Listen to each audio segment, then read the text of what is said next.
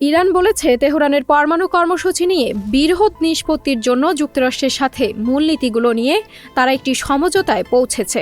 জেনেভায় পরোক্ষ আলোচনার পর পররাষ্ট্রমন্ত্রী আব্বাস আগারছি জানান, এ সংক্রান্ত আরও কাজ বাকি আছে, তবে যুক্তরাষ্ট্র বলছে অগ্রগতি হয়েছে। এই আলোচনায় মধ্যস্থতাকারী দেশ ওমানের পররাষ্ট্রমন্ত্রী বদর আল বুসাইদি বলেছেন, ভালো অগ্রগতি নিয়ে আলোচনা শেষ হয়েছে এবং এতে কারিগরি বিষয়গুলোর পাশাপাশি সাধারণ করণীয়গুলো চিহ্নিত করা হয়েছে। ইরানের পারমাণবিক কর্মসূচি এবং সাম্প্রতিক সরকার বিরোধী বিক্ষোভে প্রাণঘাতী দমন অভিযানের পর যুক্তরাষ্ট্র সামরিক হামলার হুমকির প্রেক্ষাপটে এবারের আলোচনা অনুষ্ঠিত হল।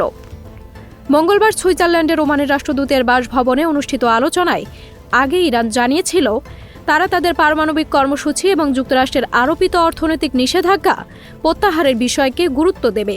ওয়াশিংটন এর আগে ইঙ্গিত দিয়েছিল যে তারা ইরানের ক্ষেপণাস্ত্র উন্নয়ন সহ অন্যান্য বিষয়েও আলোচনা করতে চায়।